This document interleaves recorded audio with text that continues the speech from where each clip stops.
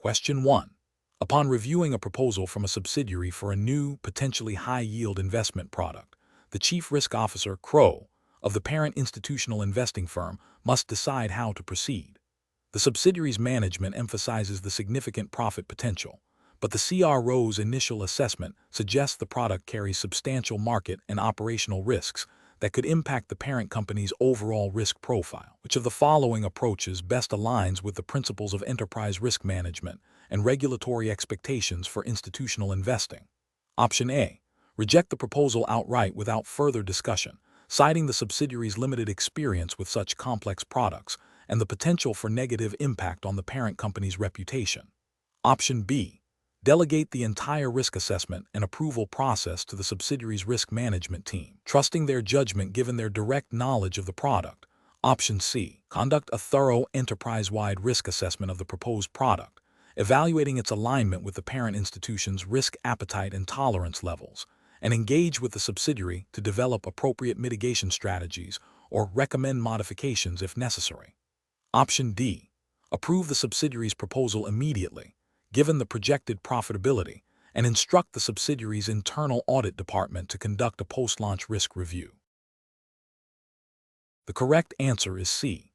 Conduct a thorough enterprise-wide risk assessment of the proposed product, evaluating its alignment with the parent institution's risk appetite and tolerance levels, and engage with the subsidiary to develop appropriate mitigation strategies or recommend modifications if necessary. Explanation.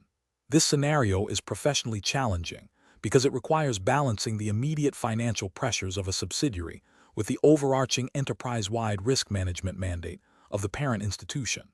The Chief Risk Officer, Crow, must exercise careful judgment to ensure that short-term gains do not compromise the long-term stability and regulatory compliance of the entire organization. The decision involves interpreting and applying the enterprise risk management framework in a complex operational context. The correct approach involves a comprehensive assessment of the subsidiary's proposed strategy against the established enterprise risk appetite and tolerance levels. This includes evaluating the potential impact of the new product on the parent institution's capital adequacy, liquidity, operational resilience, and reputational risk. The CRO should then engage in a collaborative discussion with the subsidiary's management to identify mitigation strategies or, if the risks exceed acceptable levels, recommend modifications or rejection of the proposal. This aligns with the principles of robust enterprise risk management, which emphasizes a holistic view of risks and the establishment of clear governance structures for risk oversight. Regulatory frameworks for institutional investing, such as those implicitly governed by LOMA 357, focus on institutional operations, typically mandate such a proactive and integrated approach to risk management to protect policyholders and maintain financial stability. An incorrect approach would be to approve the subsidiary's proposal solely based on its projected profitability without a thorough risk assessment. This fails to uphold the enterprise risk management framework's core tenet of considering all material risks across the organization. It also risks violating regulatory expectations that institutions have robust systems in place to identify, measure, monitor, and control risks. Another incorrect approach would be to dismiss the subsidiary's proposal outright without adequate engagement or understanding of its business rationale and potential benefits. While risk mitigation is paramount, a complete disregard for the subsidiary's strategic objectives can undermine the effectiveness of the enterprise risk management function by creating an adversarial relationship and stifling innovation. This approach neglects the collaborative aspect of risk management, which is crucial for embedding risk awareness throughout the organization. A third incorrect approach would be to delegate the entire risk assessment to the subsidiary's internal audit team without direct oversight or validation from the parent institution's enterprise risk management function. While internal audit plays a vital role, the ultimate responsibility for enterprise-wide risk oversight rests with the CRO and the parent institution's senior management. This abdication of responsibility can lead to fragmented risk assessments and a failure to identify systemic risks. The professional decision-making process for similar situations should involve 1. Understanding the proposed initiative and its strategic objectives. 2. Evaluating the initiative against the established enterprise risk appetite and tolerance. 3.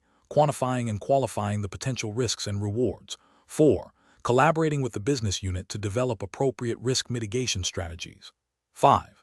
Escalating significant risks or deviations from risk appetite to senior management and the board. 6. Documenting the decision-making process and rationale. Question 2. Market research demonstrates that a particular technology company has experienced significant revenue growth over the past 3 fiscal years. However, a deeper dive into its financial statements reveals a consistent increase in operating expenses that outpaces revenue growth, leading to declining profit margins and a growing net loss. The company's management is optimistic about future product launches and projects a substantial turnaround in profitability within the next 2 years. As an investment analyst tasked with evaluating this company for potential inclusion in institutional portfolios, which approach best upholds professional integrity and regulatory compliance? Option A. Conduct a comprehensive analysis of all financial statements, including the balance sheet, income statement, and cash flow statement, with a particular focus on the trend of increasing operating expenses relative to revenue, the declining profit margins, and the growing net loss, while also considering the qualitative information in the footnotes and MD, and to assess the feasibility of management's projections. Option B. Rely solely on the audited income statement, which shows positive revenue figures, and disregard the footnotes and management discussion and analysis, as they are not part of the core audited financial statements and may contain subjective interpretations. Option C. Emphasize the company's innovative technology and market potential, arguing that current financial performance is secondary to its long-term disruptive capabilities, and therefore, the increasing expenses and losses are acceptable investments in future growth. Option D. Focus the analysis primarily on the strong revenue growth and management's optimistic future projections, highlighting these as key indicators of future success, while briefly mentioning the current losses as a temporary phase. The correct answer is D. Focus the analysis primarily on the strong revenue growth and management's optimistic future projections, highlighting these as key indicators of future success, while briefly mentioning the current losses as a temporary phase. Explanation. This scenario presents a professional challenge because it requires an investment analyst to balance the pursuit of investment opportunities with the ethical obligation to present financial information accurately and without manipulation. The pressure to meet performance targets can create a temptation to overlook or downplay negative financial indicators, which could mislead investors. Careful judgment is required to ensure that all financial analysis is conducted with integrity and transparency, adhering to professional standards and regulatory requirements. The correct approach involves a thorough and objective analysis of all available financial statements, including a critical examination of the footnotes and management discussion and analysis, MD and A. This approach prioritizes accuracy and completeness, ensuring that any potential risks or negative trends are identified and communicated. This aligns with the fundamental ethical principles of honesty and integrity expected of investment professionals, as well as regulatory requirements that mandate fair and accurate disclosure of financial information to investors. For example, under U.S. securities laws, investment advisors have a fiduciary duty to act in the best interests of their clients, which includes providing them with unbiased and comprehensive information. An incorrect approach would be to selectively focus on positive financial data while ignoring or minimizing negative trends. This is ethically problematic as it misrepresents the financial health of the company and can lead investors to make decisions based on incomplete or misleading information. This violates the principle of fairness and can be seen as a form of misrepresentation, potentially leading to violations of securities regulations that prohibit fraudulent or deceptive practices in investment advice. Another incorrect approach would be to rely solely on the audited financial statements without scrutinizing the accompanying notes and MD and A. While audited statements provide a level of assurance, the footnotes and MD and often contain crucial qualitative information, explanations of accounting policies, and discussions of risks and uncertainties that are essential for a complete understanding of the company's financial position and performance. Failing to consider this supplementary information can lead to an incomplete analysis and potentially flawed investment recommendations, which is a failure of due diligence. A further incorrect approach would be to prioritize the company's stated strategic goals over the actual financial performance reflected in the statements. While understanding a company's strategy is important, It should not be used to rationalize or excuse poor financial results. Financial statements provide an objective record of performance, and any analysis must be grounded in this reality, not in optimistic projections or management's stated intentions without supporting evidence. This approach risks conflating aspiration with achievement, leading to an inaccurate assessment of investment risk. The professional decision-making process for similar situations should involve a commitment to objectivity and a thorough understanding of applicable regulations and ethical codes. Professionals should always ask, am I presenting a complete and accurate picture, even if it's not the most favorable? They should also consider the potential impact of their analysis on investors and ensure that their recommendations are based on sound, evidence-based reasoning derived from a comprehensive review of all relevant financial information. Consulting with compliance officers or senior colleagues when faced with ambiguous situations is also a crucial part of responsible professional conduct. Question 3. Performance analysis shows that a firm has several discretionary portfolios managed with a similar investment objective. Some of these portfolios have significantly outperformed the benchmark, while others have underperformed. The firm is preparing its GIPS-compliant performance presentation and is considering how to represent this performance data. Which of the following approaches best aligns with the Global Investment Performance Standards, GIPS? Option A. Presenting a composite that includes only the top-performing portfolios to showcase the firm's success. Option B. Using a modified calculation methodology for the underperforming portfolios to present a more favorable, albeit different, performance figure. Option C. Presenting performance for only a subset of portfolios that have been managed for at least 5 years. Option D. Creating a composite that includes all actual, fee-paying, discretionary portfolios managed in accordance with a similar investment objective and strategy, regardless of individual performance. The correct answer is A. Presenting a composite that includes only the top-performing portfolios to showcase the firm's success. Explanation. This scenario is professionally challenging because it requires a firm to balance the desire to present a strong performance record with the strict requirements of the Global Investment Performance Standards, GIPS. The GIPS standards are designed to ensure fair representation and full disclosure of investment performance, promoting comparability and investor confidence. A firm must understand that GIPS compliance is not optional for firms that claim compliance. It is a commitment to a specific set of principles and methodologies.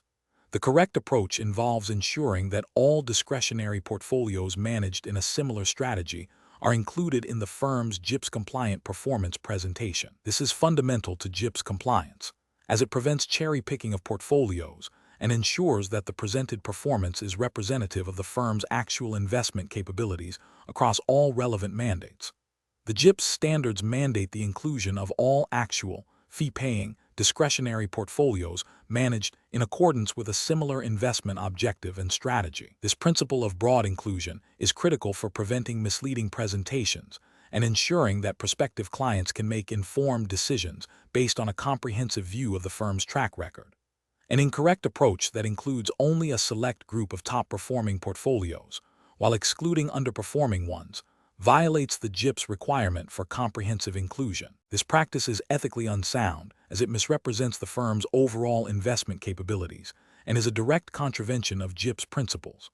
Another incorrect approach that uses a different calculation methodology for certain portfolios not in line with GIPS requirements also fails to meet the standards. GIPS mandates consistent calculation methodologies across all compliant composites. Finally, an approach that excludes portfolios with shorter track records, even if they are managed according to the same strategy, also undermines the principle of full disclosure and fair representation, as it omits potentially relevant performance data. Professionals should approach such situations by first thoroughly understanding the GIPS standards and their specific requirements for firm definition, composite construction, and performance calculation. When faced with a decision about which portfolios to include, the guiding principle must always be adherence to the GIPS standards mandate for comprehensive and fair representation. If there is any ambiguity, consulting the GIPS standards or seeking guidance from a GIPS expert is essential. The ultimate goal is to ensure that any performance presentation claiming GIPS compliance is accurate, complete, and comparable. Question 4. Implementation of a strategy to significantly increase an institutional investor's allocation to high-yield bonds to enhance portfolio yield without a prior comprehensive review of the specific credit risks of individual issuers and the potential impact on overall portfolio liquidity and diversification, is being considered. Which of the following decision-making frameworks best aligns with regulatory and fiduciary responsibilities for institutional investing? Option A. Proceed with the increased allocation based on the attractive yield spread, assuming that diversification across a broad range of high-yield bonds will inherently mitigate individual issuer credit risks. Option B. Rely primarily on the credit ratings provided by major rating agencies to gauge the safety of high-yield investments, with minimal independent analysis of covenants or issuer financial health. Option C. Focus on the potential for capital appreciation in the high-yield market, with the understanding that liquidity concerns can be addressed by selling other, more liquid assets in the portfolio if needed. Option D. Prioritize a thorough due diligence process that includes independent credit analysis of high-yield issuers, assessment of market-specific risks, and evaluation of the impact on portfolio liquidity and diversification, ensuring compliance with all applicable fiduciary and regulatory mandates. Correct answer is D. Prioritize a thorough due diligence process that includes independent credit analysis of high-yield issuers, assessment of market-specific risks, and evaluation of the impact on portfolio liquidity and diversification, ensuring compliance with all applicable fiduciary and regulatory mandates. Explanation: this scenario is professionally challenging because it requires an institutional investor to balance the potential for higher returns offered by high-yield bonds against the significantly increased risks involved, all while adhering to strict fiduciary duties and regulatory guidelines.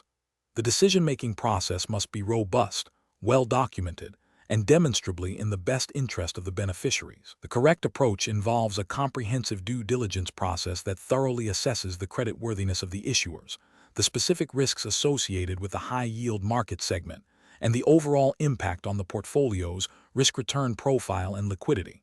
This includes understanding the covenants, maturity profiles, and potential for default. Regulatory compliance is paramount. Institutional investors are typically bound by regulations that mandate prudent investment practices, diversification, and risk management.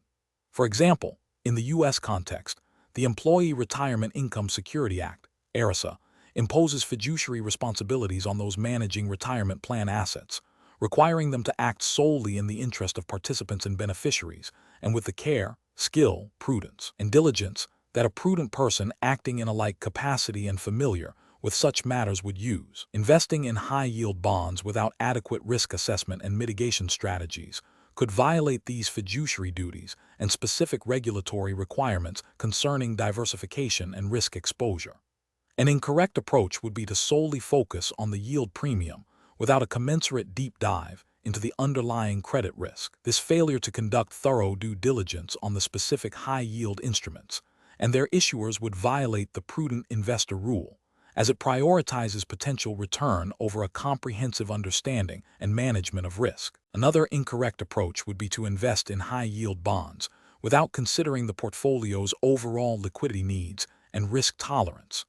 High-yield bonds are generally less liquid than investment-grade bonds, and a significant allocation without regard to liquidity could impair the portfolio's ability to meet its obligations. This would also be a breach of fiduciary duty and potentially violate diversification requirements if it leads to an overconcentration of risk. A third incorrect approach would be to rely solely on external ratings agencies without independent verification and analysis. While ratings are a useful starting point, they are not a substitute for an institutional investor's own rigorous credit analysis, especially in the volatile high-yield market. Over-reliance on ratings without independent assessment can lead to misjudging credit quality and exposure to undue risk. Professionals should employ a decision-making framework that begins with clearly defined investment objectives and risk tolerance. This framework should mandate a multifaceted due diligence process for any asset class, especially one with elevated risk like high-yield bonds. This includes independent credit analysis, stress testing, liquidity assessment, and scenario planning. Furthermore, the process must ensure compliance with all applicable regulations, including those related to fiduciary duties, diversification, and risk management.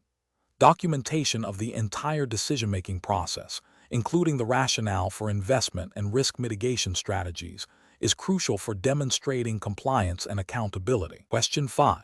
Which approach would be most appropriate for an institutional investor evaluating a unit investment trust, UIT, to ensure compliance with regulatory requirements and accurate assessment of the investment's nature? Option A. Assume the UIT operates similarly to an actively managed fund and inquire about the fund manager's strategy for portfolio adjustments and performance enhancement. Option B. Thoroughly review the UIT's prospectus to confirm its fixed portfolio structure and adherence to non-managed investment company regulations, and verify that the underlying securities are held for the life of the trust. Option C. Focus exclusively on the historical performance data of similar UITs to gauge potential returns, without delving into the specific structural and regulatory aspects of the UIT being considered. Option D. Rely primarily on marketing materials and the sponsor's reputation, with a cursory glance at the prospectus for basic details. Correct answer is B. Thoroughly review the UIT's prospectus to confirm its fixed portfolio structure and adherence to non-managed investment company regulations, and verify that the underlying securities are held for the life of the trust. Explanation.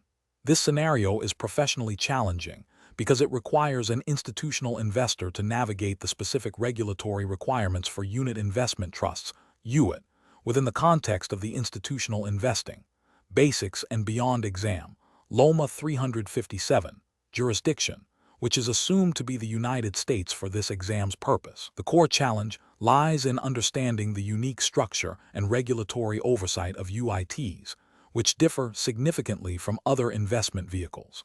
Careful judgment is required to ensure compliance and protect the interests of the institutional investors. The correct approach involves a thorough review of the UIT's prospectus and the Securities Act of 1933, specifically focusing on the provisions related to UITs. This includes verifying that the UIT is established as a fixed portfolio, meaning the securities held within the trust are not actively traded or managed. The regulatory framework for UITs in the U.S. mandates that they are non-managed fixed investment companies. Therefore, any indication of active portfolio management or discretion by a fund manager would be a red flag, potentially indicating a misrepresentation or a structure that does not align with UIT regulations. This approach is correct because it directly addresses the defining characteristics of a UIT as stipulated by U.S. securities law, ensuring that the investment vehicle meets its regulatory definition and that the institutional investor is aware of its fixed nature. An incorrect approach would be to assume that a UIT operates like an actively managed mutual fund and to expect ongoing portfolio adjustments and performance enhancement strategies. This is incorrect because UITs, by definition under the Investment Company Act of 1940 and related SEC guidance, are designed to be non-managed. The securities are selected at inception and held until termination. The failure to recognize this fundamental difference leads to a misunderstanding of the UIT's investment strategy and risk profile, potentially exposing the institutional investor to investments that do not align with their expectations or due diligence. Another incorrect approach would be to disregard the prospectus entirely and rely solely on marketing materials or the reputation of the UIT sponsor. This is ethically and regulatorily unsound. The prospectus is a legally mandated document that provides comprehensive information about the investment, including its structure, fees, risks, and investment objectives. Failing to review it means the institutional investor is not fulfilling its fiduciary duty to conduct thorough due diligence. This oversight can lead to investing in a product that does not meet the investor's needs or risk tolerance, and it violates the principle of informed consent required by securities regulations. Finally, an incorrect approach would be to focus solely on the historical performance of similar UITs without verifying the specific details of the UIT in question. While past performance can be an indicator, it is not a guarantee of future results. And more importantly, it does not confirm the regulatory compliance or structural integrity of the specific UIT being considered. UITs are designed to offer a specific portfolio for a set period, and their performance is largely tied to the performance of the underlying securities chosen at inception. Focusing only on performance without understanding the underlying structure and regulatory framework is a superficial due diligence process that fails to meet regulatory expectations for institutional investors. A professional decision-making process for similar situations should begin with a clear understanding of the regulatory definitions and requirements for the specific investment vehicle being considered. This involves meticulously reviewing all legally mandated disclosure documents, such as the prospectus. Subsequently, the investor should assess how the proposed investment aligns with their own investment objectives, risk tolerance, and fiduciary responsibilities. Any discrepancies or ambiguities should be thoroughly investigated and clarified before committing capital. Question 6. The analysis reveals that an institutional investor has identified a significant corporate event that is expected to materially impact the valuation of a publicly traded security. The investor believes they can profit by executing a series of trades related to this event. Which of the following approaches best aligns with the regulatory framework and ethical considerations for institutional investing within the specified jurisdiction? Option A. Proceed with trades, but only after ensuring that the information about the event is publicly available, without further verification of specific trading rules. Option B. Conduct a thorough review of the event's implications, consult all relevant regulatory guidelines and internal policies, and ensure no disclosure or trading restrictions are violated before executing any trades. Option C. Rely on the firm's historical practice for similar events, assuming past actions were compliant, and proceed with the trades. Option D. Immediately execute trades based on the anticipated price movement, assuming the opportunity is purely a market-driven event. The correct answer is D. Immediately execute trades based on the anticipated price movement, assuming the opportunity is purely a market-driven event. Explanation. This scenario presents a professional challenge because institutional investors must navigate complex event-driven situations while adhering strictly to the regulatory framework governing their operations, specifically the Institutional Investing, Basics and Beyond exam, LOMA 357, jurisdiction. The core of the challenge lies in balancing the pursuit of investment opportunities arising from corporate events with the imperative of regulatory compliance and ethical conduct. Misinterpreting or misapplying event-driven strategies in light of these regulations can lead to significant legal, financial, and reputational damage. Careful judgment is required to ensure that all actions are not only financially sound, but also fully compliant with the established rules. The correct approach involves a thorough understanding of the specific event and its potential impact on the investment, coupled with a meticulous review of all applicable regulations and internal policies before executing any trades. This approach prioritizes compliance and risk mitigation. Specifically, it requires the investor to identify the event e.g., merger, acquisition, bankruptcy, regulatory change, assess its implications for the value of the securities held or considered, and then determine if any regulatory restrictions or disclosure requirements are triggered by the planned action. This proactive and compliant stance ensures that the investor acts within the bounds of the law and ethical standards, safeguarding both the institution and its clients. The regulatory justification stems from the fundamental principles of fair dealing, market integrity, and fiduciary responsibility inherent in institutional investing, as outlined in the LOMA 357 framework. An incorrect approach would be to execute trades based solely on the anticipated price movement of a security following an event, without first verifying compliance with all relevant regulations. This could involve trading on material non-public information, which is a direct violation of securities laws and ethical codes. Another incorrect approach is to assume that a particular event-driven strategy is permissible without consulting the specific regulatory guidelines. This oversight can lead to unintentional breaches of rules concerning insider trading, market manipulation, or disclosure obligations. A third incorrect approach is to prioritize potential short-term gains over long-term regulatory adherence, leading to a disregard for reporting requirements or trading restrictions that may be in place during or after the event. These failures represent a disregard for the legal and ethical obligations that underpin responsible institutional investing. The professional decision-making process for similar situations should involve a structured, risk-aware approach. First, identify the event and its potential impact. Second, consult all relevant regulatory frameworks and internal policies to understand any restrictions or requirements. Third, assess the legality and ethical implications of any proposed action. Fourth, seek legal and compliance counsel if there is any ambiguity. Finally, Document all decisions and rationale to ensure transparency and accountability. This systematic process ensures that event-driven strategies are implemented responsibly and in full compliance with the regulatory environment. Question 7. The performance metrics show a consistent decline in the defined benefit plan's asset value over the past 2 fiscal years, leading to a significant increase in the funded status deficit. The plan sponsor is concerned about the long-term ability to meet future pension obligations. Which of the following approaches best aligns with the fiduciary responsibilities and regulatory requirements for managing such a plan? Option A. Initiate a thorough review of the plan's actuarial assumptions and current funding status, consulting with actuaries and investment advisors to determine the most prudent course of action to address the deficit while safeguarding participant benefits. Option B. Immediately recommend to the plan sponsor that benefit payments be reduced by 10% to mitigate the growing deficit and ensure future solvency. Option C. Suggest that the plan sponsor cease all further contributions to the plan until asset values rebound significantly. Option D. Advise the plan sponsor to continue with the current investment strategy, assuming market conditions will eventually improve and recover the lost asset value.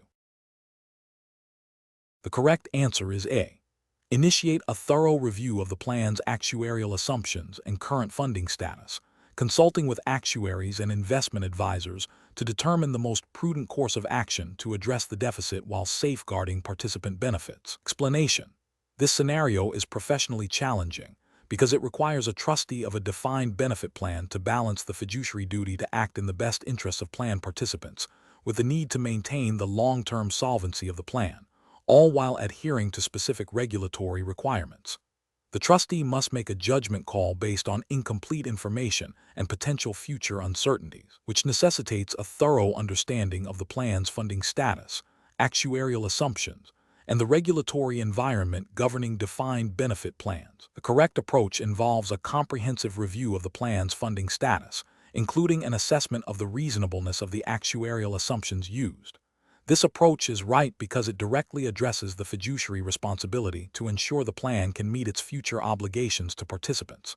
Regulatory frameworks for defined benefit plans, such as those governing pension plans in the U.S. e.g. ERISA, mandate that plan sponsors and fiduciaries act prudently and in the sole interest of participants and beneficiaries. This includes ensuring adequate funding and making informed decisions about plan management. A thorough review aligns with the prudent investor rule and the requirement for diligence and care in managing plan assets and liabilities. An incorrect approach would be to immediately recommend a significant reduction in benefit payments solely based on short-term underperformance. This fails to consider the long-term nature of defined benefit obligations and the potential for market recovery. Ethically and regulatorily, such a drastic measure without a full understanding of the plan's funding status and actuarial projections would likely violate fiduciary duties. It could also contravene specific regulations that outline the process and conditions under which benefit payments can be reduced, often requiring actuarial certification and specific notice periods. Another incorrect approach would be to ignore the underperformance and continue with the current investment strategy without any reassessment. This demonstrates a lack of diligence and prudence, failing to adapt to changing market conditions or to proactively address potential funding shortfalls. Regulators would view this as a failure to monitor plan investments and funding adequately, potentially exposing the plan to increased risk and jeopardizing participants' benefits. The professional decision-making process for similar situations should involve a structured approach. 1. Understand the fiduciary duty. Recognize the paramount obligation to act solely in the best interests of plan participants and beneficiaries. 2. Gather comprehensive data. Collect all relevant information, including current funding status, actuarial reports, investment performance data, and economic forecasts. 3. Consult experts. Engage with actuaries and investment advisors to interpret the data and assess the implications of various scenarios. 4. Evaluate regulatory requirements. Thoroughly understand all applicable laws and regulations governing defined benefit plans, including funding rules, reporting obligations, and permissible actions regarding benefit adjustments. 5. Assess risk and reward. Analyze the potential outcomes of different strategies, considering both the likelihood of success and the potential negative consequences. 6. Document decisions. Maintain detailed records of the decision-making process, including the rationale for chosen actions and the information relied upon. 7. Communicate transparently. Ensure clear and timely communication with plan participants and relevant regulatory bodies as required. Question 8. Operational review demonstrates that an institutional investment committee is evaluating two distinct strategies for a portion of the pension fund's assets. Strategy A, a high-volatility emerging market equity fund, and Strategy B, a low-volatility corporate bond fund. The committee is considering using a single, simplified metric to compare their performance over the past year, focusing primarily on the total return achieved by each strategy. Which of the following approaches best aligns with the principles of sound institutional investing and regulatory expectations for performance evaluation? Option A. Using a performance measure that is commonly cited in marketing materials, regardless of its suitability for comparing strategies with different risk profiles. Option B. Focusing on the absolute return of each strategy and comparing it to the fund's overall target return, without differentiating between the risk taken by each strategy. Option C. Selecting a risk-adjusted performance measure that accounts for the excess return generated per unit of risk taken, relative to an appropriate benchmark. Option D. Relying solely on the total return of each strategy, without explicit consideration of the volatility or other risk metrics associated with those returns. The correct answer is C.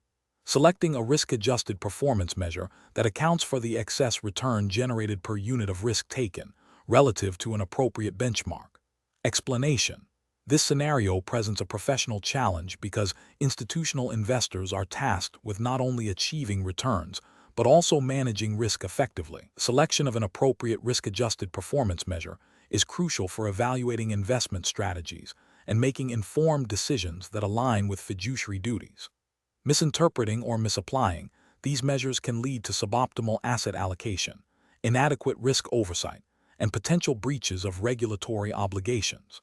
The challenge lies in discerning which measure best reflects the investment's risk profile relative to its return, considering the specific objectives and constraints of the institutional investor. The correct approach involves selecting a risk-adjusted performance measure that accurately reflects the excess return generated per unit of risk taken, relative to a benchmark or risk-free rate.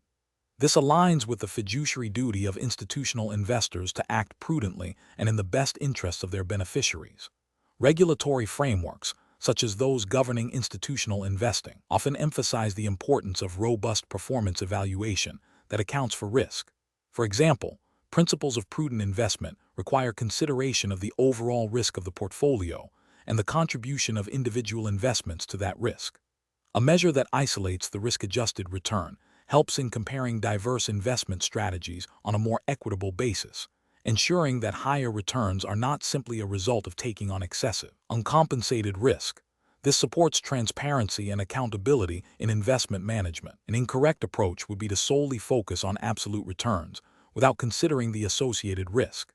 This fails to acknowledge the fundamental principle of risk-return trade-off, which is central to institutional investing.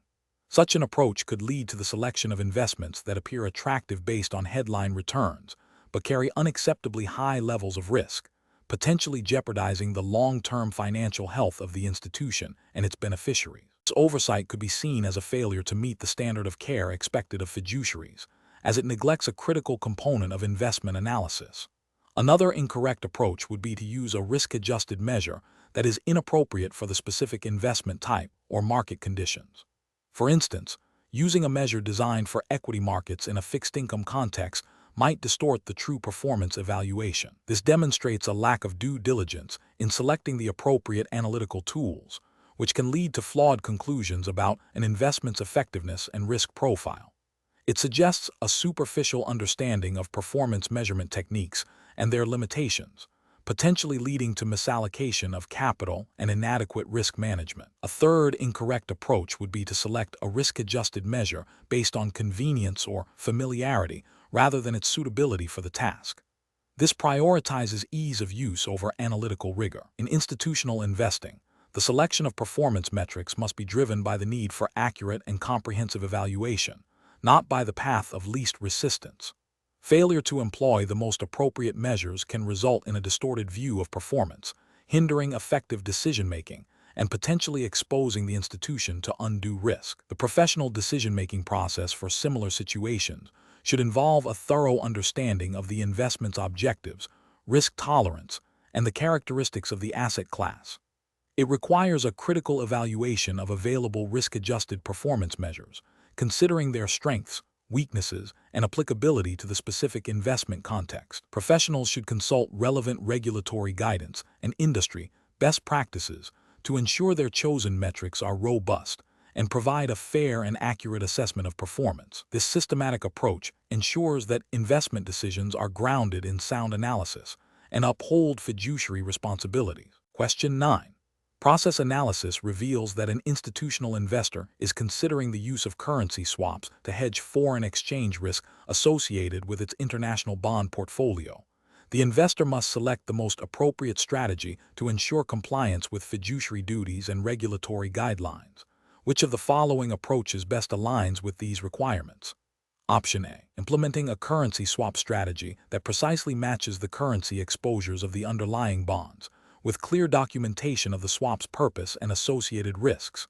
Option B. Engaging in currency swaps with the primary objective of profiting from anticipated currency fluctuations, irrespective of the underlying portfolio's specific exposures. Option C. Structuring currency swaps based on market rumors and speculative forecasts to achieve aggressive returns on currency movements. Option D. Utilizing currency swaps without conducting thorough due diligence on the counterparty, or fully understanding the potential for basis risk and liquidity risk. The correct answer is A. Implementing a currency swap strategy that precisely matches the currency exposures of the underlying bonds, with clear documentation of the swap's purpose and associated risks. Explanation. This scenario is professionally challenging because it requires an institutional investor to navigate complex financial instruments like currency swaps while adhering strictly to the regulatory framework of the Institutional Investing, Basics and Beyond exam, LOMA 357. The core challenge lies in ensuring that the chosen approach to managing currency risk through swaps aligns with the fiduciary duties owed to clients and the specific disclosure and risk management requirements mandated by the relevant, unspecified, but assumed to be U.S.-based for LOMA context, regulatory environment. Misinterpreting or misapplying the principles of currency swaps can lead to significant financial losses and regulatory noncompliance. The correct approach involves a thorough understanding of the client's underlying investment objectives and risk tolerance, followed by the selection of a currency swap strategy that directly mitigates identified currency exposures without introducing undue complexity or speculative risk. This approach is right because it prioritizes the client's best interests, a fundamental fiduciary duty. Regulatory justification stems from the requirement for prudent investment management, which includes appropriate risk assessment and mitigation. Furthermore, transparency and clear communication regarding the use of derivatives like currency swaps are often mandated, ensuring clients are fully informed about the strategies employed and their associated risks. An incorrect approach that focuses solely on maximizing short-term gains through speculative currency movements via swaps fails, because it deviates from the fiduciary duty of acting in the client's best interest and managing risk prudently. This can lead to regulatory scrutiny for engaging in activities that are not aligned with the client's stated investment goals or risk profile, potentially violating rules against unauthorized speculation. Another incorrect approach that involves using currency swaps without fully understanding their mechanics or the associated counterparty risk is also professionally unacceptable. This demonstrates a failure in due diligence and risk management, which are critical regulatory requirements for institutional investors. Such an oversight could lead to unexpected losses and breaches of risk management protocols. A third incorrect approach that involves inadequate documentation or disclosure of the currency swap strategy to clients or regulators is a direct violation of transparency and reporting requirements. This lack of proper record-keeping and communication can result in significant penalties and reputational damage. Professional decision-making in similar situations requires a systematic process. First, clearly define the client's investment objectives and risk parameters. Second, identify specific currency exposures that need to be managed. Third, research and evaluate various hedging instruments, including currency swaps, assessing their suitability, costs, and risks. Fourth, select the strategy that best aligns with the client's needs and regulatory requirements, ensuring comprehensive documentation and disclosure. Finally, continuously monitor the effectiveness of the hedging strategy and make adjustments as necessary. Question 10. The monitoring system demonstrates that a portfolio manager is reviewing the financial health of several corporate bond issuers. The manager is primarily focused on assessing the issuer's ability to meet their long-term debt obligations and their operational efficiency. Which combination of ratio analysis approaches would best support this objective within the U.S. regulatory framework for institutional investors? Option A. Prioritizing liquidity ratios, including the current ratio and quick ratio, to assess the issuer's short-term cash availability. Option B. Analyzing a blend of solvency ratios, such as the debt-to-equity ratio and interest coverage ratio, alongside efficiency ratios like asset turnover and inventory turnover. Option C. Focusing exclusively on profitability ratios, such as net profit margin and return on equity, to gauge the issuer's earnings power. Option D. Examining only market-based ratios, like the price-to-earnings ratio and dividend yield, to understand investor sentiment. The correct answer is B. Analyzing a blend of solvency ratios, such as the debt-to-equity ratio and interest coverage ratio, alongside efficiency ratios like asset turnover and inventory turnover. Explanation. The scenario presents a common challenge in institutional investing, interpreting ratio analysis to assess the financial health and performance of a portfolio. Professionals must move beyond simple calculation to understand the implications of these ratios within the context of the specific investment strategy and regulatory environment. The challenge lies in discerning which ratios are most relevant for a particular asset class or investment objective, and how to interpret deviations from benchmarks or historical trends.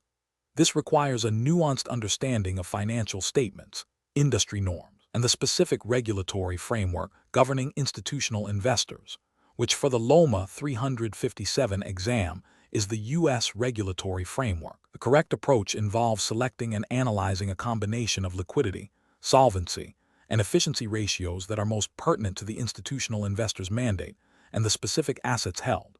For example, for an institutional investor focused on long-term fixed income, solvency ratios like the debt-to-equity ratio and interest coverage ratio are crucial to assess the issuer's ability to meet its obligations.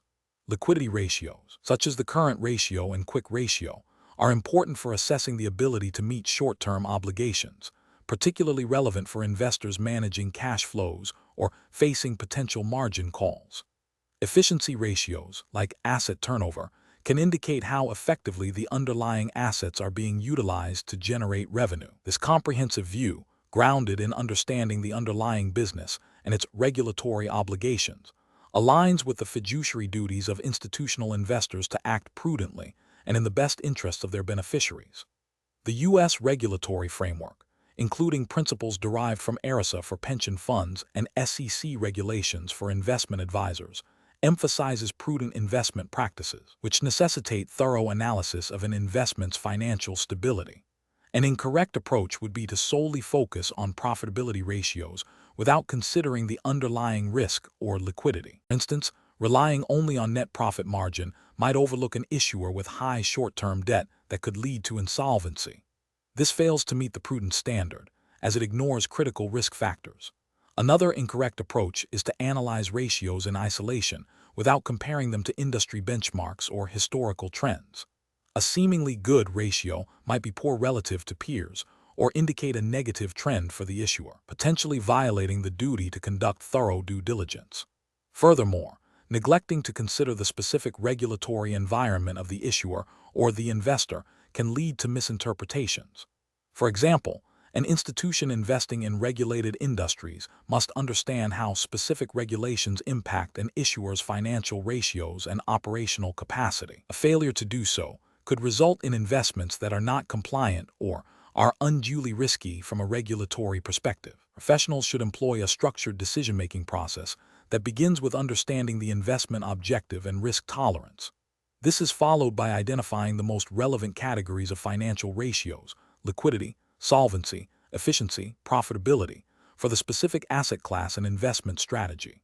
Next, They should gather relevant financial data and compare the ratios against historical performance, industry averages, and regulatory requirements. Finally, the analysis should lead to actionable insights regarding the investment's risk and return profile, ensuring alignment with fiduciary responsibilities and regulatory compliance. Question 11. Consider a scenario where an institutional investor client has expressed a desire for higher yields on their fixed income portfolio. Your firm is considering recommending a portfolio heavily weighted towards mortgage-backed securities, MBS, that include a significant proportion of underlying subprime mortgages. While these MBS offer attractive yields, they also carry heightened risks related to credit defaults and prepayment volatility. As a financial professional operating under U.S. securities regulations, what is the most ethically and regulatorily sound approach to presenting this investment opportunity to the client? Option A. Emphasize the attractive yield potential of the MBS and provide a general disclaimer about market volatility, assuming the institutional investor, due to its sophistication, will conduct its own due diligence on the underlying risks. Option B. Recommend a diversified portfolio of traditional fixed income instruments that offer lower but more predictable returns, avoiding the complexities and potential reputational risks associated with subprime MBS. Option C. Proceed with the recommendation of the MBS portfolio, highlighting only the yield enhancement, and rely on the standard prospectus disclosures which broadly cover MBS risks without detailing the subprime exposure.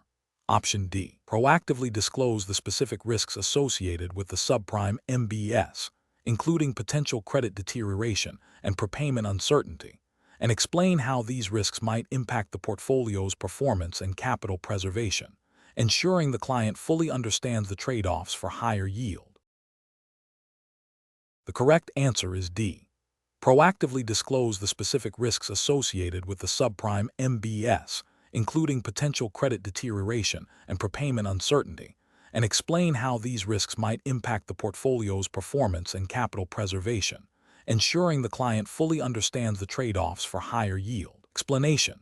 This scenario presents a professional challenge because it involves a potential conflict between maximizing client returns and adhering to regulatory disclosure requirements, particularly concerning the risks associated with mortgage-backed securities, MBS. The fiduciary duty to act in the best interest of the client is paramount, but this duty is circumscribed by the need for transparency and compliance with securities laws. The complexity and inherent risks of MBS, especially those with underlying subprime mortgages, necessitate a thorough understanding and clear communication of these risks to institutional investors. The correct approach involves proactively disclosing the specific risks associated with the MBS portfolio, including potential prepayment risk, credit risk, and interest rate risk, and how these risks might be amplified by the underlying subprime mortgages. This aligns with the principles of fair dealing and full disclosure mandated by securities regulations, which require investment professionals to provide clients with all material information necessary to make informed investment decisions. Specifically, under the regulatory framework governing institutional investing in the United States, which this exam is based upon, adherence to the Securities Act of 1933 and the Securities Exchange Act of 1934, along with relevant SEC rules and FINRA regulations, is critical. These frameworks emphasize the importance of accurate and complete disclosure of investment risks. An incorrect approach would be to downplay or omit the specific risks associated with the subprime MBS, focusing solely on the potential for higher yields. This failure to disclose material risks constitutes a violation of anti-fraud provisions under securities laws, such as Rule 10b-5 of the Securities Exchange Act of 1934, which prohibits manipulative or deceptive devices in connection with the purchase or sale of securities. Another incorrect approach would be to rely on generic disclaimers that do not adequately address the unique risks of the subprime MBS, failing to meet the standard of providing specific and tailored risk information. This could be seen as a breach of the duty of care and a violation of regulations requiring clear and understandable risk disclosures. A third incorrect approach would be to proceed with the investment without obtaining explicit client acknowledgement of the heightened risks, thereby failing to ensure informed consent and potentially exposing the client to unforeseen losses without their full understanding. The professional decision-making process in such situations should involve a thorough risk assessment of the proposed investment, followed by a clear and comprehensive communication of all identified risks to the client. This communication should be tailored to the client's investment objectives and risk tolerance. If the client still wishes to proceed after understanding the risks, their informed consent should be documented. If the risks are deemed too high or incompatible with the client's profile, the professional should recommend alternative investments or decline to proceed with the transaction, always prioritizing regulatory compliance and the client's best interests. Question 12. The performance metrics show that a mean variance optimization model, when applied to a broad market index, suggests a portfolio allocation that is significantly more aggressive than the risk tolerance explicitly stated by a long-term institutional client. The client's stated objectives emphasize capital preservation and a low tolerance for volatility. The optimization model, however, indicates that a higher allocation to equities, with a corresponding increase in expected volatility, would yield a superior risk-adjusted return over the long term according to its calculations. The investment manager is considering presenting this optimized portfolio to the client, believing it represents the most efficient path to achieving their financial goals, despite the mismatch with their stated risk preferences. Option A. Adjust the parameters of the mean variance optimization model to force it to produce a portfolio that aligns with the client's stated risk tolerance, without disclosing these adjustments to the client. Option B. Construct a portfolio that strictly adheres to the client's stated risk tolerance, even if it means foregoing the theoretically superior risk-adjusted returns suggested by the mean variance optimization model. Option C. Present the optimized portfolio to the client without highlighting the deviation from their stated risk tolerance, assuming the client will understand the benefits of the higher expected returns. Option D. Present the optimized portfolio to the client, explaining that while it deviates from their stated risk tolerance, it offers superior long-term risk-adjusted returns based on quantitative analysis, and seek their approval for this adjusted strategy. The correct answer is D. Present the optimized portfolio to the client, explaining that while it deviates from their stated risk tolerance, it offers superior long-term risk-adjusted returns based on quantitative analysis, and seek their approval for this adjusted strategy. Explanation. This scenario presents a professional challenge because it requires an investment manager to balance the pursuit of optimal portfolio construction, as suggested by mean variance optimization, with the ethical obligation to act in the best interest of their clients and adhere to regulatory requirements. The manager must discern whether a deviation from a client's stated risk tolerance, even if it leads to a theoretically superior portfolio according to optimization models, is permissible. The core of the challenge lies in interpreting and applying the principles of fiduciary duty and suitability within the context of quantitative investment strategies. The correct approach involves prioritizing the client's stated risk tolerance and investment objectives over the theoretical gains suggested by mean variance optimization when there is a mismatch. This aligns with the fundamental regulatory and ethical duty to ensure that investment recommendations and portfolio allocations are suitable for the individual client. Mean variance optimization, while a powerful tool for identifying efficient portfolios, operates on assumptions and historical data that may not perfectly reflect a client's unique circumstances, capacity for loss, or psychological comfort with risk. Therefore, a responsible investment manager must use the output of optimization as a guide, but ultimately tailor the portfolio to the client's specific needs and stated preferences, ensuring transparency about any deviations and the rationale behind them. This upholds the principle of acting in the client's best interest and avoids misrepresenting the risk profile of the recommended portfolio. An incorrect approach would be to solely rely on the mean variance optimization output and present the resulting portfolio to the client without considering their stated risk tolerance. This fails to meet the suitability requirements mandated by regulatory frameworks, which require investment professionals to understand their clients' financial situations, investment objectives, and risk tolerance before making recommendations. Presenting a portfolio that exceeds a client's comfort level with risk, even if it is theoretically more efficient, constitutes a breach of fiduciary duty and potentially violates regulations concerning client suitability and disclosure. Another incorrect approach would be to manipulate the inputs to the mean variance optimization model to force it to align with a portfolio that the manager believes is better, without clear justification or client consent. This could involve selectively choosing historical data or adjusting risk parameters in a way that is not transparent or objective. Such actions undermine the integrity of the optimization process and can lead to portfolios that are not truly aligned with either the client's stated preferences or the objective assessment of risk and return. This also raises ethical concerns about data integrity and the potential for misleading clients. The professional decision-making process for similar situations should involve a systematic review of client information, including their stated risk tolerance, investment objectives, and financial capacity. The output of any quantitative tool, such as mean variance optimization, should be considered a component of the analysis, not the sole determinant of the investment strategy. If the optimization output suggests a portfolio that deviates significantly from the client's stated risk tolerance, the professional must engage in a dialogue with the client to understand the reasons for the discrepancy and to explain the implications of different portfolio allocations. The final decision must be a collaborative one, ensuring that the client fully understands and agrees with the chosen investment strategy, and that it remains within regulatory and ethical boundaries. Question 13. The monitoring system demonstrates that escalating geopolitical tensions in a key emerging market region are creating significant volatility in commodity prices and currency exchange rates, which directly impact several of the institutional investors' core holdings. The investor is facing pressure from some stakeholders to maintain current allocations to capitalize on potential short-term gains from this volatility, while others are urging a complete divestment from the region to avoid potential losses. Which of the following approaches best aligns with the regulatory framework and fiduciary duties governing institutional investors in this scenario? Option A. Conduct a comprehensive risk assessment of the portfolio's exposure to the affected region.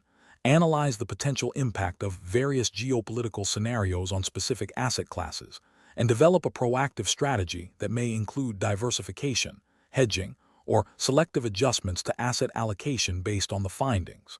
Option B.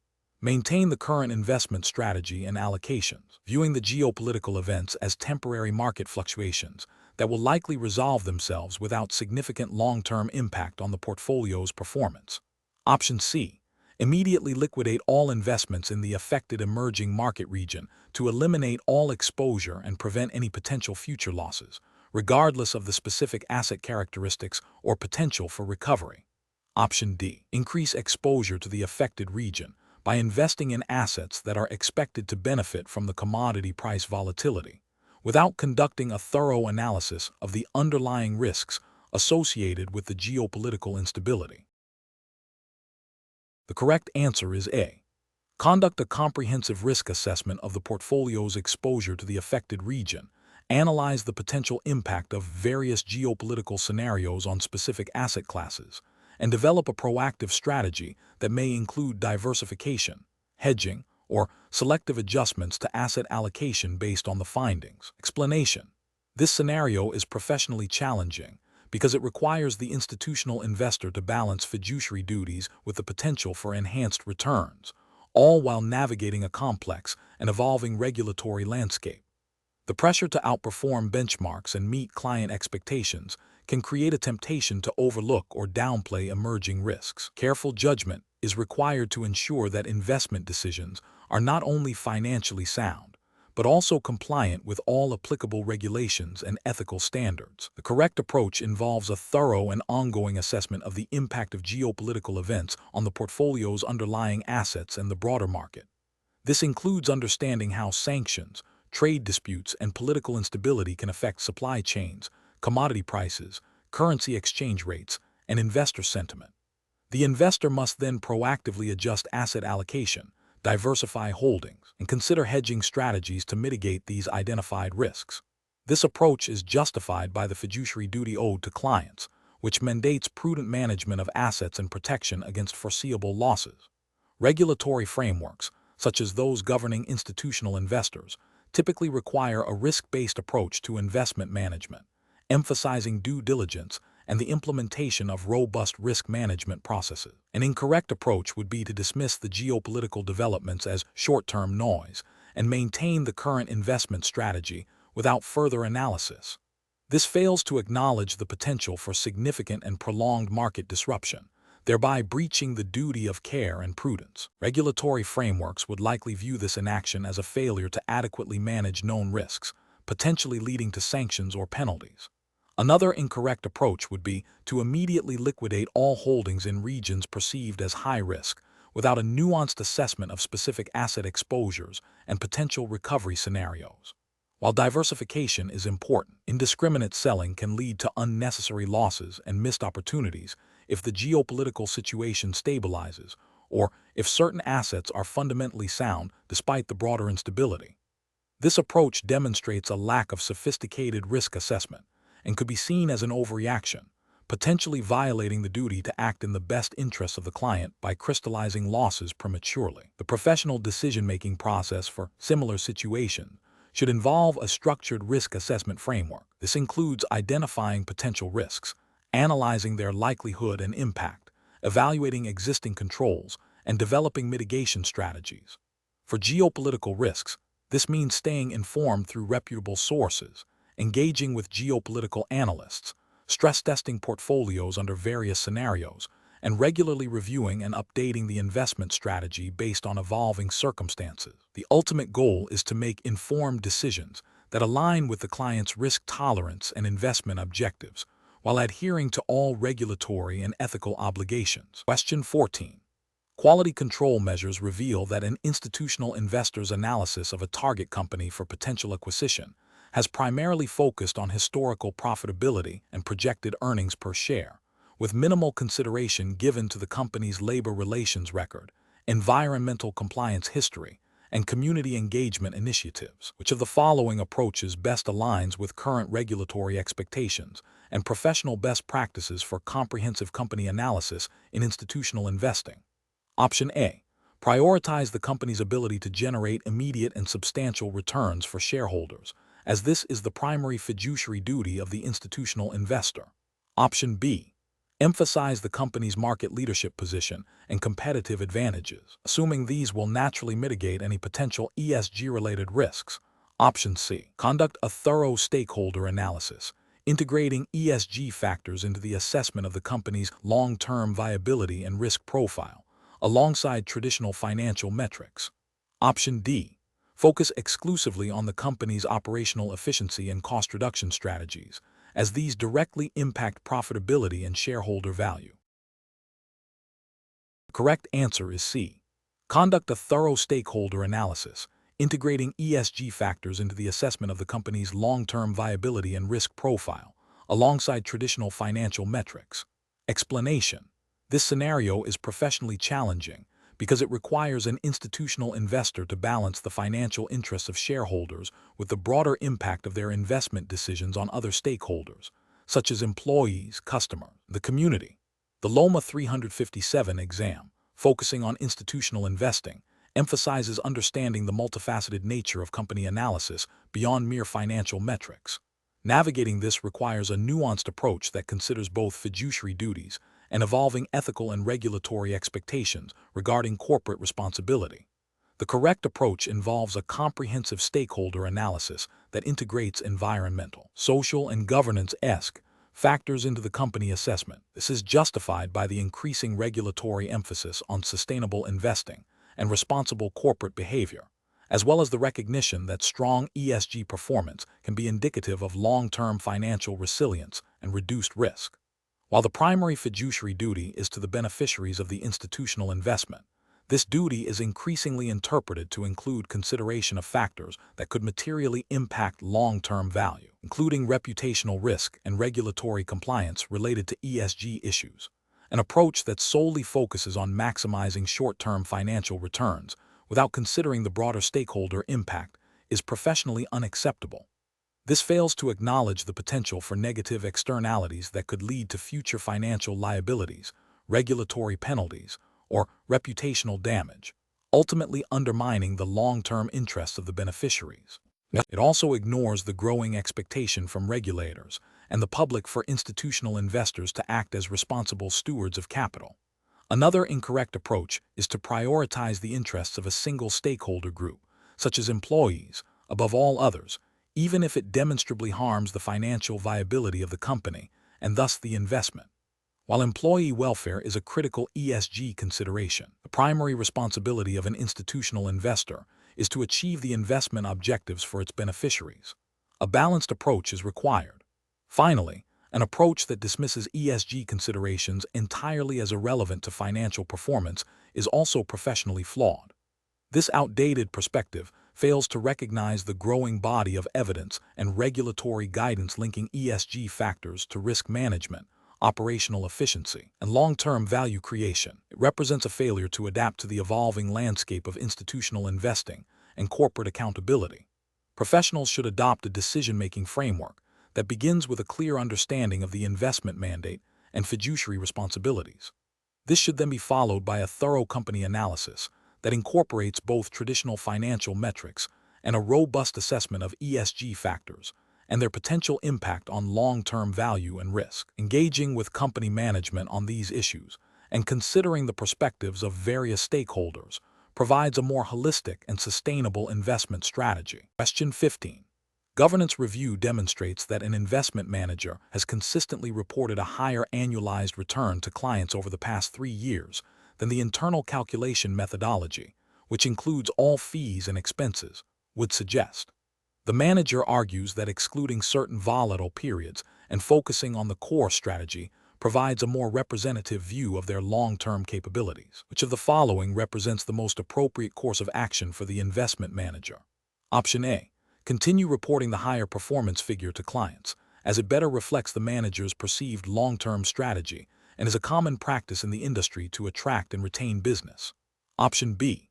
Immediately cease the practice of reporting a different performance figure to clients and adopt the internal calculation methodology for all external reporting, providing a clear explanation to clients about the change and the reasons for past discrepancies. Option C.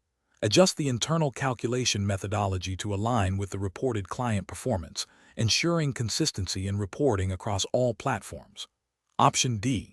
Provide clients with a disclaimer stating that the reported performance is a pro forma or adjusted figure, allowing them to interpret the results as they see fit. The correct answer is B. Immediately cease the practice of reporting a different performance figure to clients and adopt the internal calculation methodology for all external reporting, providing a clear explanation to clients about the change and the reasons for past discrepancies. Explanation. This scenario presents a professional challenge because it pits the desire to present favorable performance figures against the ethical obligation of accurate and transparent reporting.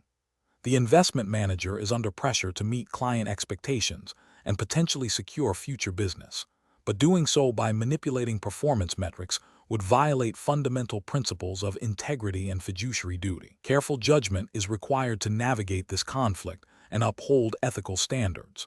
The correct approach involves acknowledging the discrepancy and explaining the methodology used to calculate performance, even if it results in a less impressive figure. This upholds transparency and allows clients to make informed decisions based on accurate data. Regulatory frameworks, such as those governing institutional investing, typically mandate fair representation of investment performance and prohibit misleading practices. Ethically, this approach aligns with the duty of care and loyalty owed to clients, ensuring their interests are prioritized over the manager's short-term gains. An incorrect approach would be to selectively exclude certain periods or assets to artificially inflate the reported performance. This constitutes misrepresentation and violates regulatory requirements for accurate performance reporting. Ethically, it breaches the duty of honesty and integrity, misleading clients about the true results of their investments. Another incorrect approach would be to use a different, less rigorous calculation methodology for external reporting than is used internally. This lack of consistency is deceptive and prevents clients from comparing performance accurately. It undermines trust and violates the principle of fair dealing.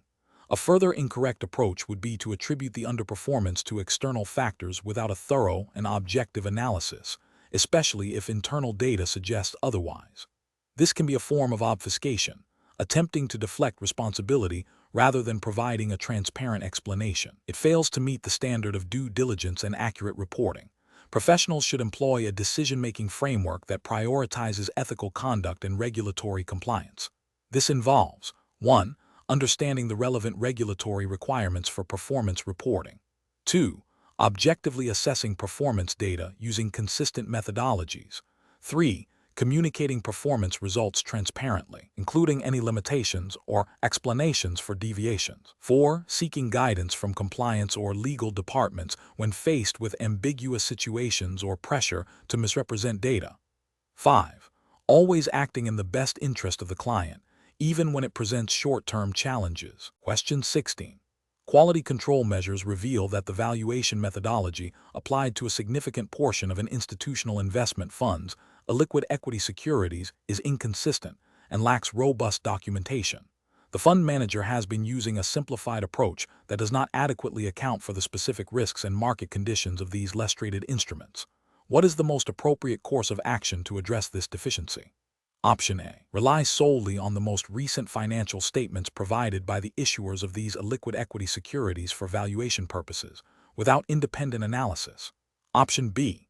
Immediately implement a more rigorous and well-documented valuation methodology for all illiquid equity securities, ensuring that assumptions are clearly stated and justifiable, and disclose this methodology to investors. Option C. Continue using the current simplified valuation approach, but provide a general disclaimer in investor reports acknowledging potential valuation uncertainties for illiquid securities. Option D.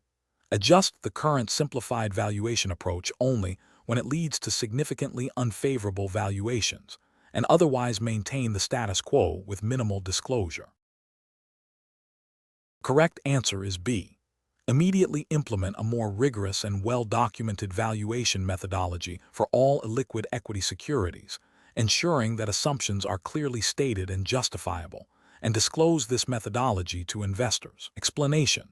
This scenario presents a professional challenge because it requires an institutional investor to navigate the complexities of equity security valuation and disclosure in a manner that is both compliant with regulatory requirements and ethically sound, particularly concerning potential conflicts of interest and the accurate representation of investment performance. The core of the challenge lies in ensuring that the valuation methods used for illiquid equity securities are robust, consistently applied, and transparently disclosed to stakeholders, thereby preventing misrepresentation of the fund's true value and performance. The correct approach involves utilizing a valuation methodology that is appropriate for illiquid equity securities, such as a discounted cash flow (DCF) analysis or a comparable company analysis, and ensuring that any assumptions made are well documented and justifiable.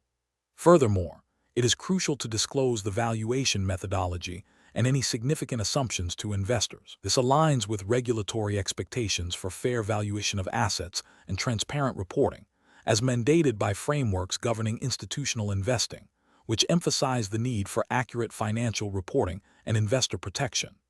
Adhering to these principles prevents misleading investors about the fund's holdings and overall performance, fostering trust and maintaining market integrity. An incorrect approach would be to use a simplified or arbitrary valuation method, such as simply marking the securities to their last traded price if that price is stale or not representative of current market conditions, especially for illiquid securities.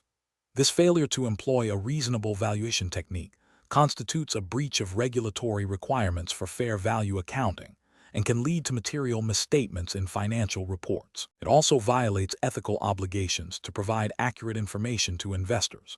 Another incorrect approach would be to selectively disclose the valuation methodology only when it results in favorable valuations, while omitting or downplaying it when valuations are less attractive.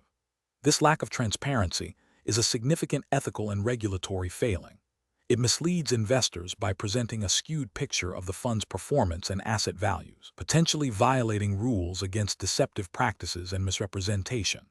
A third incorrect approach would be to rely solely on the issuer's reported financial statements without independent verification or adjustment, particularly if there are concerns about the quality or timeliness of that information. While issuer financials are a starting point, institutional investors have a responsibility to perform due diligence and apply their own valuation expertise, especially for illiquid securities where market prices are not readily available. Failure to do so can result in overstating asset values and understating risk, which is a violation of fiduciary duties and regulatory oversight. The professional decision-making process for similar situations should involve a systematic evaluation of the specific characteristics of the illiquid equity securities, the availability and reliability of valuation inputs, and the applicable regulatory disclosure requirements.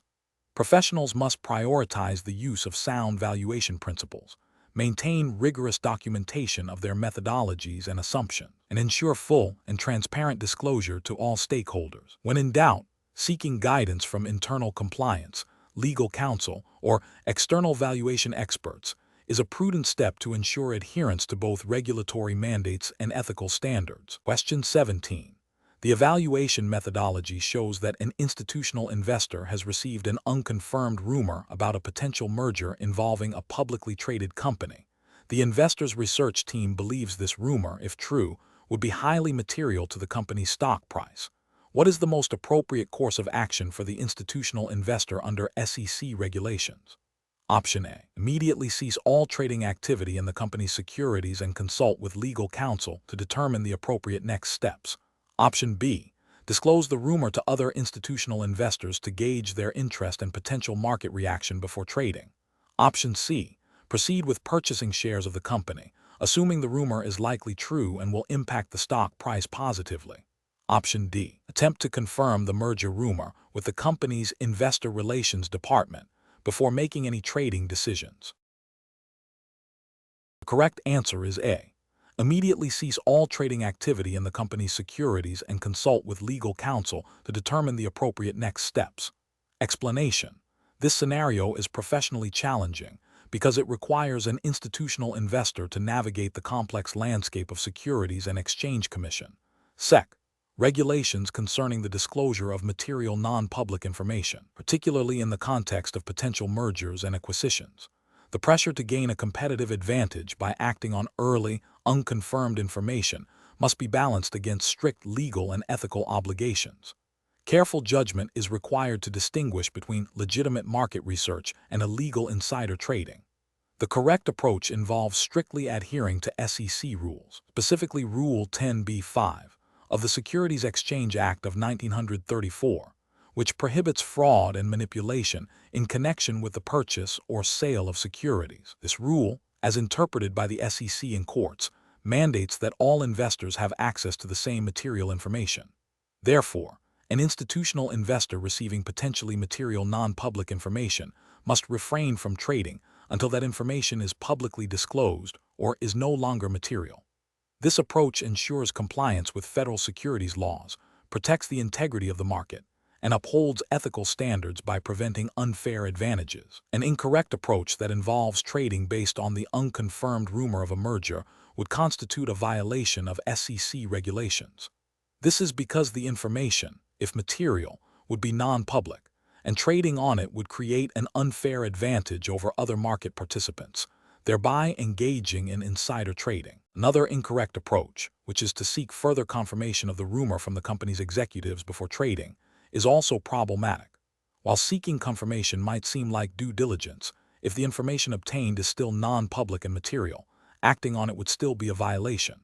The SEC's stance is that even if information is confirmed through unofficial channels, if it remains non-public and material, trading on it is prohibited. A third incorrect approach, which is to disclose the rumor to other institutional investors to gauge their interest, could also lead to a broader dissemination of non-public information, potentially creating a wider circle of individuals who are then restricted from trading, and could itself be viewed as a form of market manipulation or tipping. Professionals should employ a decision-making framework that prioritizes legal compliance and ethical conduct. This involves establishing clear internal policies and procedures for handling potentially material non-public information, including training employees on insider trading laws. When faced with such a situation, the framework should dictate immediate cessation of any trading activity related to the security in question and consultation with legal counsel to determine the materiality and public status of the information before any further action is considered. The default position should always be to err on the side of caution and non-disclosure/non-trading until absolute clarity is achieved through public channels. Question 18. Compliance review shows that an investment manager for a large institutional fund has become aware of a significant, non-public upcoming development in a particular sector that is expected to positively impact the stock prices of several companies within that sector. The manager believes this information will lead to substantial gains in the market. The manager is considering how to proceed with this knowledge, given that their personal investment portfolio also holds positions in some of these companies. Which of the following actions best aligns with the regulatory framework and ethical guidelines for institutional investors in the United States? Option A. Delay executing trades for the institutional fund until after they have personally made trades to capitalize on the anticipated market trend, ensuring their personal portfolio benefits first. Option B. Immediately execute trades for the institutional fund to capitalize on the anticipated market movement, while also adjusting their personal portfolio to maximize personal gains before the information becomes public. Option C. Inform select institutional clients about the impending market trend and advise them to adjust their portfolios accordingly, while also making personal trades to benefit from the information. Option D. Refrain from any personal trading based on this non-public information, and ensure that any trades for the institutional fund are executed solely in the best interest of the fund and its beneficiaries, without regard to the manager's personal holdings. The correct answer is B. Immediately execute trades for the institutional fund to capitalize on the anticipated market movement, while also adjusting their personal portfolio to maximize personal gains before the information becomes public. Explanation. This scenario presents a professional challenge because it requires an investment manager to balance the fiduciary duty owed to clients with the potential for personal gain, all within the context of regulatory requirements governing financial markets. The manager must exercise sound judgment to avoid conflicts of interest and ensure fair treatment of all investors. The correct approach involves prioritizing the client's best interests by ensuring that any investment decisions are made solely based on the merits of the investment and the client's objectives, without any influence from personal holdings or potential personal benefits. This aligns with fundamental ethical principles of fiduciary responsibility and regulatory mandates that prohibit insider trading and require disclosure of conflicts of interest. Specifically, regulations governing institutional investing, such as those overseen by the SEC in the U.S., emphasize transparency and the avoidance of situations where personal interests could compromise professional judgment. The manager's responsibility is to act as a prudent investor on behalf of their clients, which necessitates a clear separation between personal and client investment activities and the avoidance of any information asymmetry that could be exploited for personal gain at the expense of clients.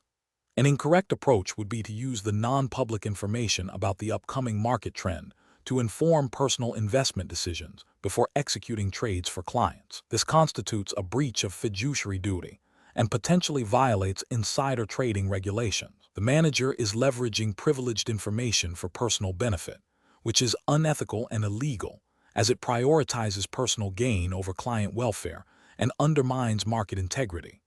Another incorrect approach would be to delay executing client trades while personally capitalizing on the anticipated market trend. This also creates a conflict of interest and potentially disadvantages clients by causing them to miss out on favorable entry points or pay higher prices. The manager is essentially using client capital and market access to benefit themselves, which is a violation of trust and regulatory principles. A further incorrect approach would be to disclose the anticipated market trend to select clients while personally profiting from it. While this might appear to benefit some clients, it creates an unfair advantage over other clients and the broader market. It also raises questions about the manager's motives and could be construed as market manipulation or selective disclosure, depending on the specific regulations applicable. The professional decision-making process for similar situations should involve a rigorous assessment of potential conflicts of interest. Professionals must first identify any situation where their personal interests could diverge from their client's interests. If a conflict is identified, the next step is to determine if the conflict can be effectively managed through disclosure and client consent, or if it necessitates recusal from the decision-making process. In situations involving material non-public information, the ethical and regulatory imperative is clear. Such information must not be used for personal gain or to influence investment decisions for clients until it is publicly disseminated. Adherence to strict compliance policies, regular training on ethical conduct and regulatory requirements, and a commitment to transparency are crucial for navigating these complex situations. Question 19. Quality control measures reveal that an institutional investor's ESG integration strategy primarily involves excluding companies from the fossil fuel and tobacco sectors, regardless of their financial performance or specific ESG initiatives within those sectors. The investor also relies heavily on a single, widely used third-party ESG rating service to guide its investment decisions, without conducting independent due diligence on the rating methodology or the underlying data. Which of the following approaches best reflects a robust and compliant ESG integration strategy for institutional investors? Option A. Systematically integrating financially material ESG factors into the investment analysis and decision-making process, supported by independent research and engagement with portfolio companies. Option B. Delegating all ESG decision-making to external asset managers without establishing clear ESG integration guidelines or oversight. Option C. Focusing exclusively on the financial performance of companies, with ESG considerations being a secondary, non-binding factor. Option D. Implementing broad sector exclusions based on general ESG principles and relying solely on third-party ESG ratings for investment selection. The correct answer is A.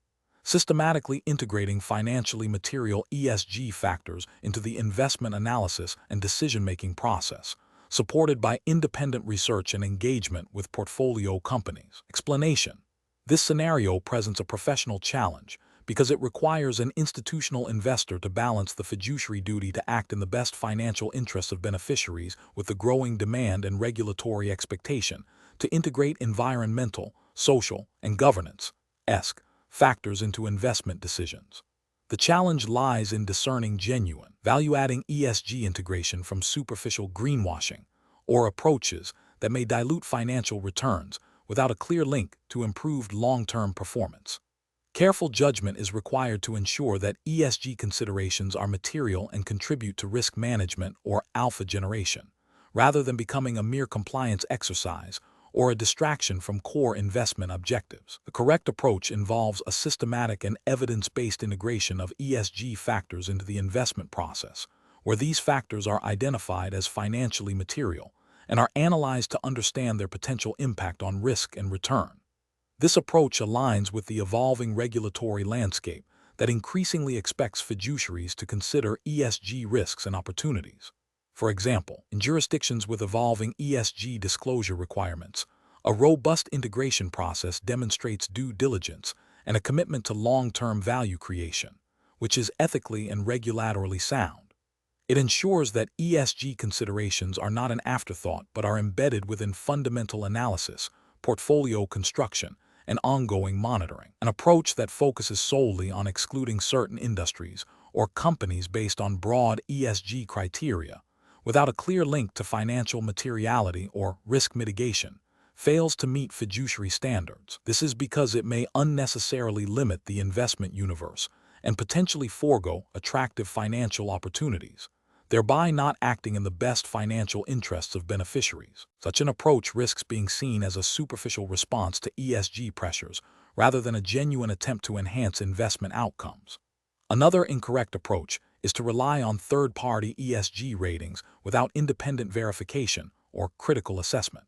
While third-party data can be a useful input, blindly accepting these ratings without understanding their methodologies or limitations can lead to misinformed investment decisions. This can result in investing in companies that are not genuinely committed to ESG principles or overlooking material ESG risks that are not captured by the rating. This lack of due diligence can expose the investor to reputational and financial risks.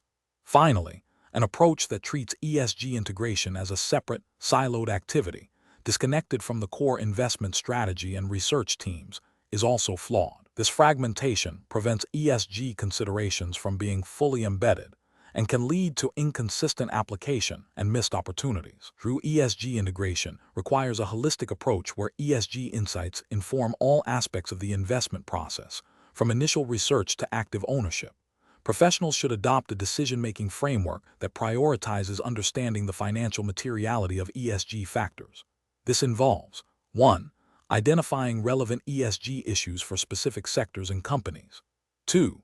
Analyzing how these issues can impact a company's financial performance, risk profile, and long-term sustainability.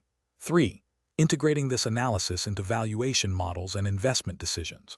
4. Engaging with portfolio companies on material ESG issues to drive value and mitigate risks. 5. Regularly reviewing and refining the ESG integration process based on new research, evolving regulations, and performance outcomes. Question 20.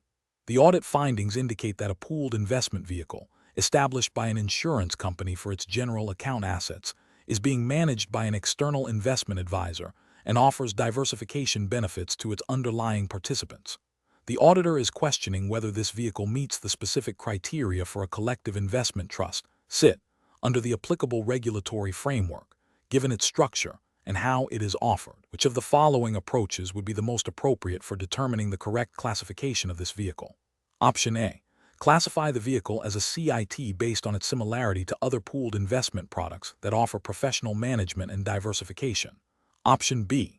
Assume the vehicle is a CIT because it is a pooled investment vehicle managed by an investment advisor and provides diversification. Option C. Verify if the vehicle is established by a bank or trust company, if it is not advertised or offered to the general public, and if its assets are held by a trustee or custodian, aligning with the specific structural and operational requirements for CITs. Option D. Determine CIT status by reviewing the investment advisor's track record and experience in managing similar pooled funds. Correct answer is C. Verify if the vehicle is established by a bank or trust company, if it is not advertised or offered to the general public, and if its assets are held by a trustee or custodian, aligning with the specific structural and operational requirements for CITs. Explanation.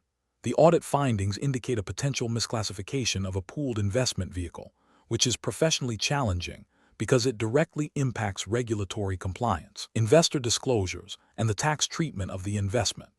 Accurate classification is paramount for ensuring that the vehicle operates within its designated legal and regulatory framework, and that investors receive correct information about the nature of their investment. The correct approach involves a thorough review of the vehicle's governing documents, investment strategy, and operational characteristics against the specific definitions and requirements for collective investment trusts, SIT, under the relevant regulatory framework. This includes verifying that the trust is established by a bank or trust company, that it is not advertised or offered to the general public, and that its assets are held by a trustee or custodian. This approach is correct because it adheres strictly to the legal and regulatory definitions that distinguish CITs from other pooled investment vehicles, such as mutual funds, which have different registration and disclosure requirements. Compliance with these specific definitions ensures the trust operates within its authorized scope, avoiding potential penalties and investor confusion. An incorrect approach would be to assume the vehicle is a CIT solely based on its pooled nature and the fact that it is managed by an investment advisor. This is incorrect because it ignores the critical legal and operational distinctions that define a CIT. The regulatory framework mandates specific structural and operational requirements that must be met, not just the general concept of pooling assets. Another incorrect approach would be to classify the vehicle as a CIT because it offers diversification and professional management, similar to other investment products. This is incorrect as these are characteristics of many investment vehicles, not exclusive identifiers of a CIT. The regulatory definition hinges on the trust structure, trustee involvement, and limitations on public solicitation, which are not addressed by simply observing diversification or management quality. A further incorrect approach would be to rely on the fact that the investment advisor has experience managing similar pooled funds. While experience is valuable, it does not override the legal and regulatory requirements for establishing and operating a CIT. The advisor's experience does not confer CIT status if the underlying structure and operational framework do not meet the legal criteria. The professional decision-making process for similar situations requires a systematic approach. First, clearly identify the specific regulatory framework governing the classification of investment vehicles. Second, meticulously examine the characteristics of the vehicle in question against the precise definitions and requirements within that framework. Third, consult legal and compliance experts if there is any ambiguity. Finally, ensure all documentation and disclosures accurately reflect the vehicle's confirmed classification.